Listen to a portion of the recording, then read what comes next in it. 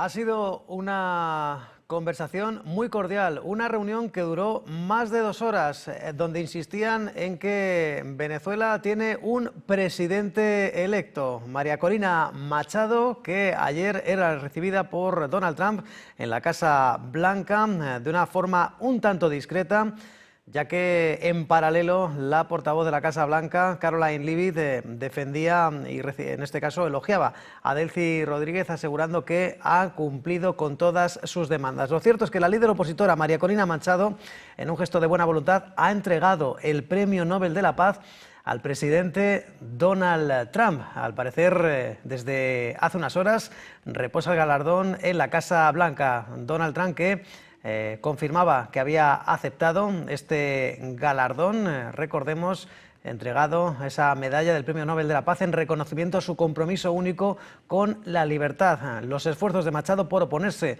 al régimen del derrocado presidente venezolano Nicolás Maduro le valían el Premio Nobel de la Paz. Un Donald Trump que confirmaba haber recibido a María Corina Machado, una mujer, dice, maravillosa, que ha pasado por muchísimo y que le ha entregado el Premio Nobel de la Paz por el trabajo que ha realizado la administración estadounidense para seguir con esta secuela de devolver la grandeza, la paz y la prosperidad a Venezuela.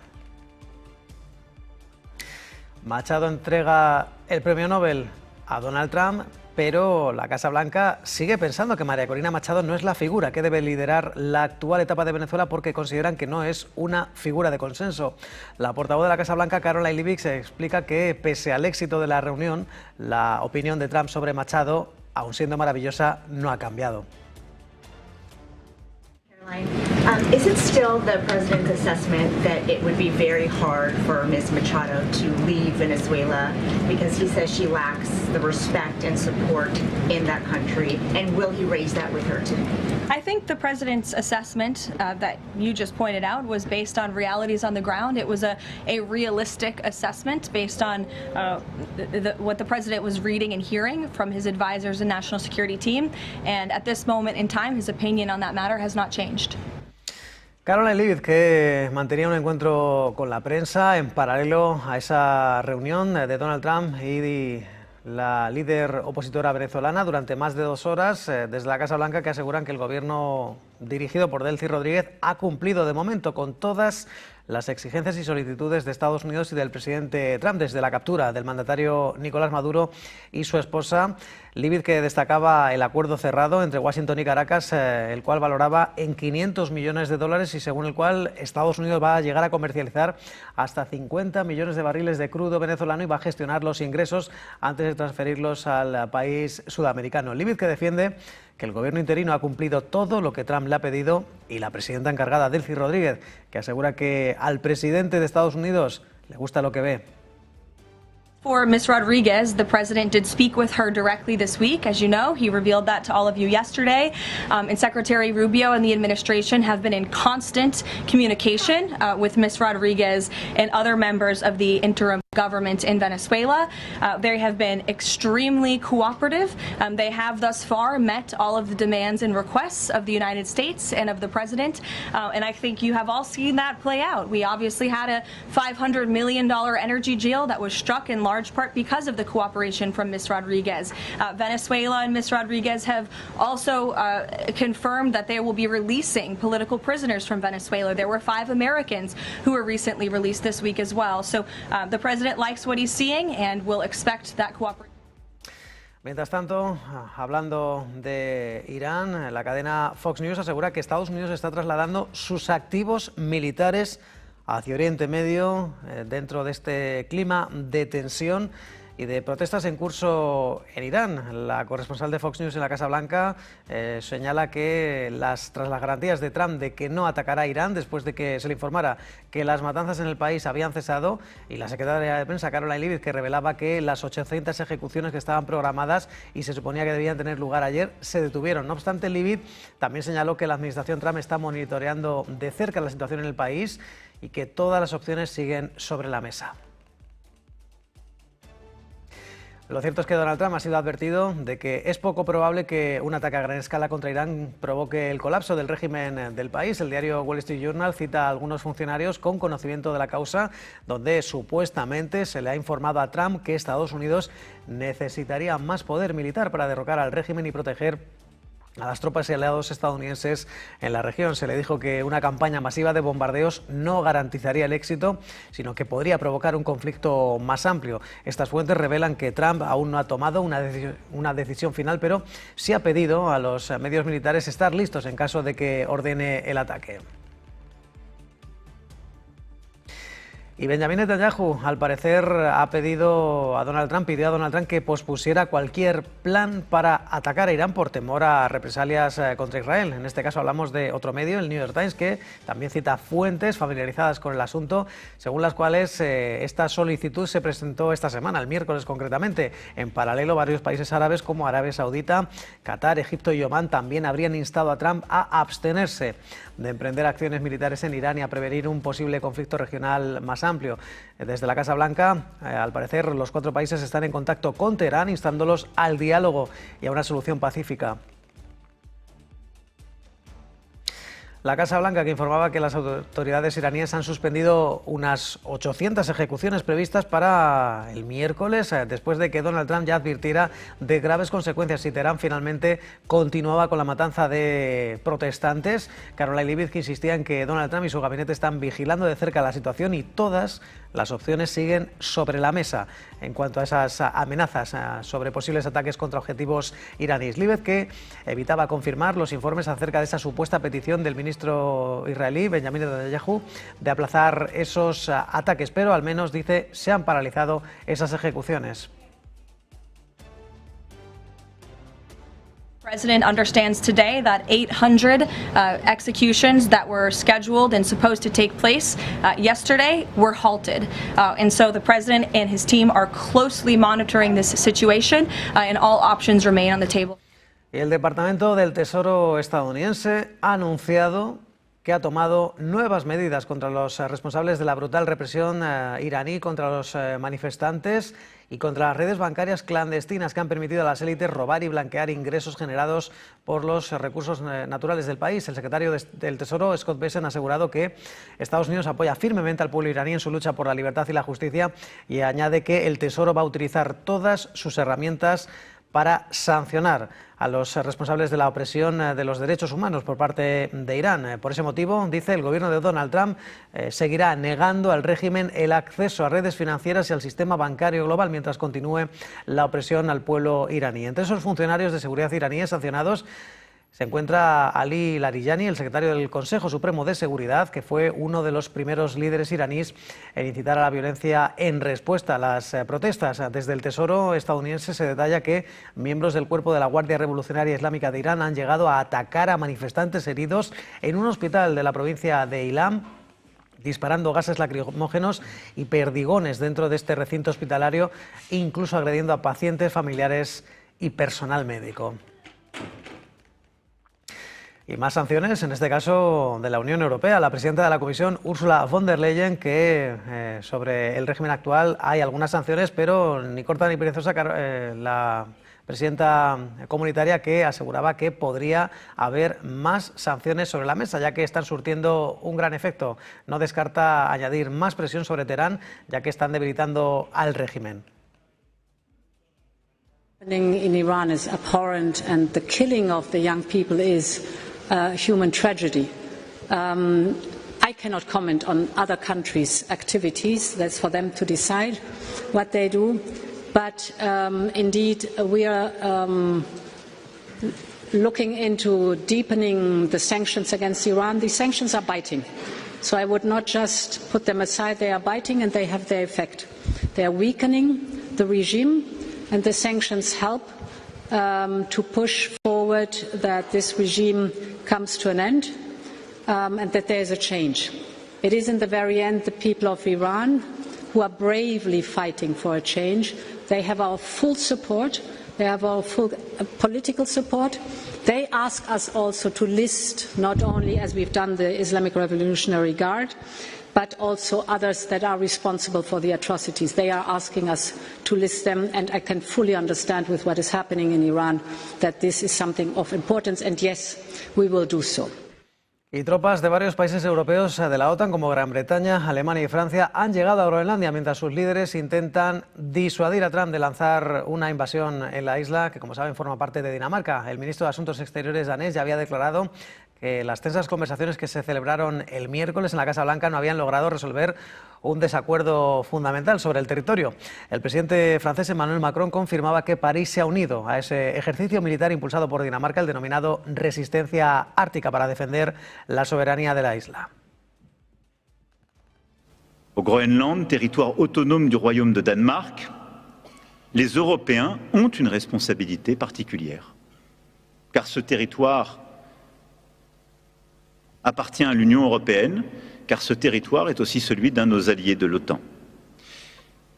La France a décidé de se joindre à l'exercice qui a été programmé et lancé par le Danemark de manière souveraine et indépendante dans le cadre d'Arctic Endurance. Une première équipe de militaires français est déjà sur place et sera renforcée dans les prochains jours par des moyens terrestres, aériens. Y el primer ministro polaco, Donald Tusk, que explicaba que los planes de Trump supondrían en la práctica que un país miembro de la OTAN invadiera a otro país miembro, algo que contraviene los principios de la alianza. Tak czy inaczej i z naszego punktu widzenia katastrofa. Znaczy, konflikt czy próba zaboru terytorium państwa, które jest członkiem NATO, przez drugie państwo, które jest członkiem NATO, i to są w dodatku Stany Zjednoczone, no to byłby koniec świata takiego świata, jaki znamy i który nam przez dziesięciolecia gwarantował bezpieczeństwo. Nie tylko nam, gwarantował także ten ład światowy oparty na solidarności natowskiej, która powstrzymywała na świecie, a przede wszystkim w Europie, w Ameryce Północnej, powstrzymywała złe siły związane czy to z komunizmem, czy z terroryzmem, czy z innymi formami agresji międzynarodowej i próbami łamania porządku międzynarodowego. La Casa Blanca, que considera que el envío de tropas a Groenlandia, a lo que se han comprometido varios socios europeos de la OTAN, no afecta en absoluto a los objetivos del presidente Donald Trump, los de hacerse con el control de la isla. Caroline Leavitt, una vez más, también se refería a esa reunión del pasado miércoles en Washington entre el secretario de Estado Marco Rubio y los ministros de Exteriores de Groenlandia y Dinamarca. Apunta que fue una buena reunión donde se acordó seguir manteniendo contacto. También indica que le consta que esas conversaciones entre las tres partes se llevarán a cabo cada 2 o 3 semanas y que la prioridad de Trump sigue siendo adquirir Groenlandia. Either on Elizabeth. Thank you, Caroline. What about Greenland reportedly sent troops over there? Does that change at all what the president is doing on this? And then a second question. Yesterday, in a Senate help hearing, Senator Josh Hawley repeatedly asked a doctor if men can get pregnant, and she did not directly answer that. What are your thoughts on that? Well, to your first question on Greenland, I don't think troops in Europe impact the president's decision-making process, nor does it impact his goal of the acquisition of Greenland at all. Y la presidenta de la Comisión Europea, Ursula von der Leyen, que ha asegurado que Groenlandia puede contar con la Unión Europea de forma política, económica, financieramente. Una respuesta de Ursula von der Leyen que viene a calmar esas amenazas del presidente Donald Trump y subrayando que el Ártico y su seguridad son cuestiones clave para el bloque comunitario. Junto al presidente de Chipre, Ursula von der Leyen, que enfatizaba que las discusiones sobre la seguridad del Ártico son una cuestión que debe tratarse principalmente en la OTAN, pero apuntaba a que la Unión Europea seguirá trabajando en ello con todos sus socios, incluyendo a Estados Unidos. A von der Leyen, que explicaba que Bruselas ha propuesto duplicar el apoyo a Groenlandia en su borrador presupuestario para el periodo 2028-2034. On Greenland, what is clear is that Greenland can count on us politically, economically and financially. And when it comes to its security, the discussions on Arctic security are first and foremost a core issue of NATO. But I also want to emphasize that it is the Arctic and Arctic security, both topics, are core topics for the European Union and matter enormously. Y la Guardia Costera estadounidense ha incautado un petrolero en aguas del Caribe acusado de violar el bloqueo impuesto por Washington al crudo venezolano. Según la secretaria de Seguridad Nacional, Kristi Noem, esta acción fue impecable, de conformidad con el derecho internacional, e insistía en que, como ya se ha demostrado con otros abordajes, no hay forma ni de eludir ni escapar de la justicia estadounidense. Se trataría del sexto operativo desde que la administración iniciara estas incautaciones y el bloqueo a buques sancionados en el Caribe como herramienta de presión contra el gobierno venezolano.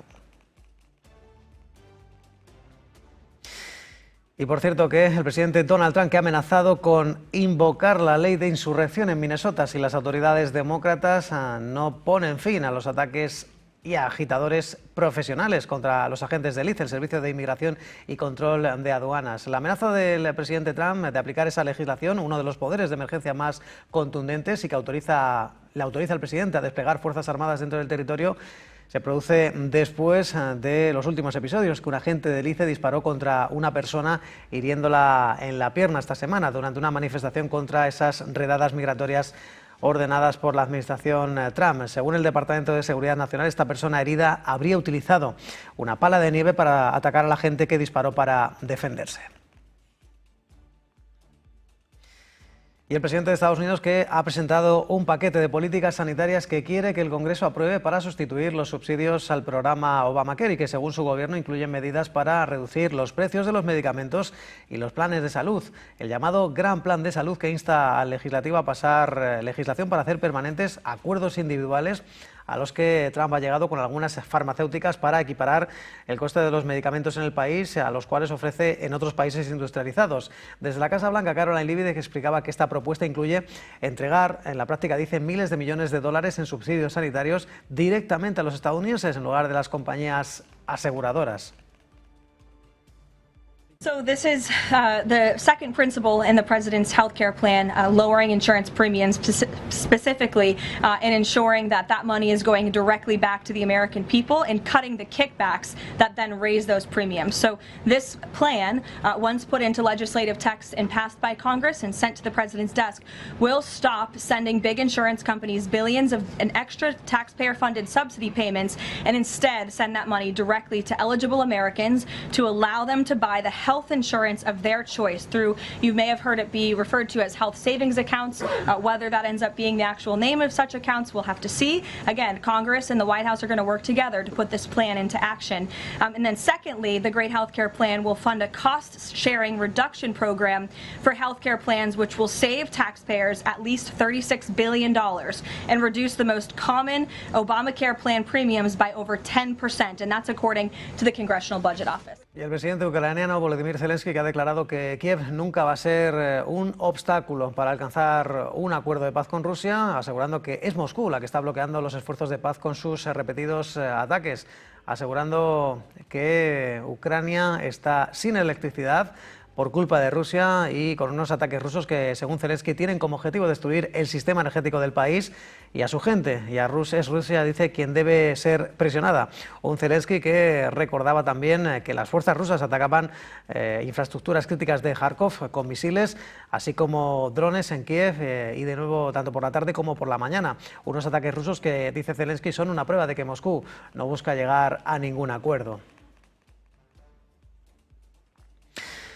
Y el presidente de Trump, que ha respaldado a un gobierno tecnocrático palestino recién nombrado para supervisar Gaza durante su transición. En un artículo publicado en Truth Social, Donald Trump afirmaba que este Comité Nacional para la Administración de Gaza va a gobernar con el respaldo de la Junta de Paz, cuya formación anunció Trump hace horas. Unos líderes palestinos que, dice Trump, están firmemente comprometidos con un futuro pacífico. El presidente republicano, que también dice que presidirá este organismo y que el panel trabajará con Egipto, Turquía y Qatar para lograr un acuerdo de desmilitarización de Hamás. Un Trump que confirmaba que han entrado oficialmente en la segunda fase del plan de paz de 20 puntos sobre Gaza, asegurando que Hamás debe honrar inmediatamente este acuerdo, también recordando el regreso del último rehén fallecido en manos de la milicia terrorista. Un Donald Trump que también anunciaba la creación de un nuevo organismo vinculado a Gaza, esa Junta de Paz.